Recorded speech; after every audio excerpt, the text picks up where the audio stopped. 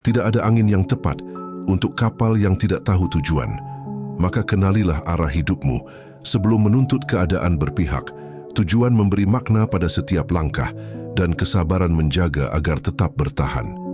Jangan hanya bergerak, tetapi bergeraklah dengan sadar agar perjalananmu tidak sekadar jauh, melainkan juga bernilai. Cicak tak bisa terbang, namun rezekinya adalah nyamuk. Kucing tak pandai menyelam, namun tetap diberi ikan.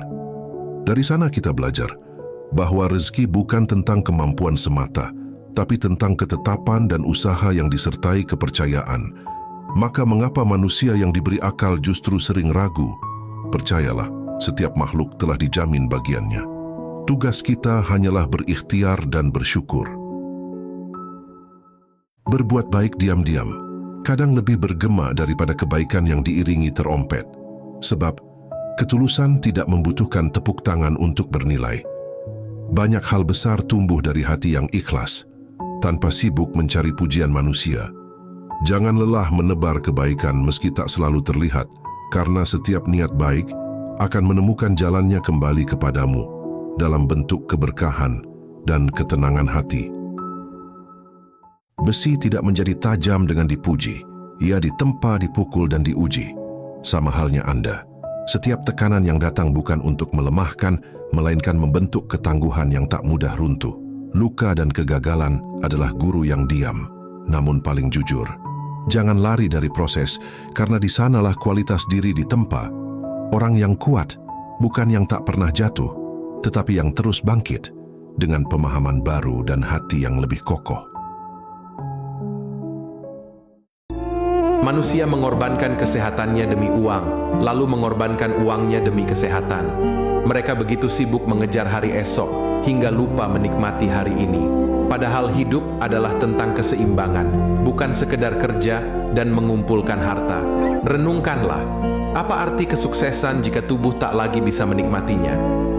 Jaga kesehatan, luangkan waktu bersama orang tercinta, dan selalu bersyukur dengan semua yang sudah dimiliki. Kita dipandang jahat ketika kita berhenti peduli.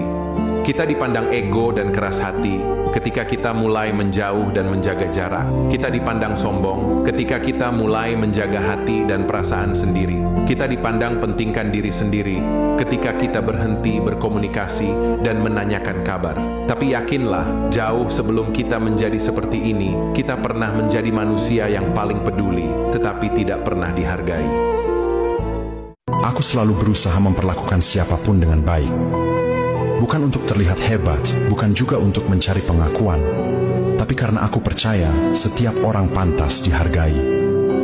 Aku tidak pernah datang dengan niat buruk, tidak pernah memulai konflik, dan tidak pernah mencari-cari alasan untuk menjatuhkan siapapun. Aku memilih untuk tenang, bahkan saat keadaan tidak selalu berpihak. Aku lebih suka mengalah daripada memperpanjang masalah yang sebenarnya bisa diselesaikan dengan kepala dingin. Bagiku, menjaga hubungan jauh lebih penting daripada memenangkan ego sesaat. Namun ada satu hal yang sering orang lupakan, bahwa kebaikan itu bukan kelemahan. Kesabaran itu bukan berarti tidak punya batas.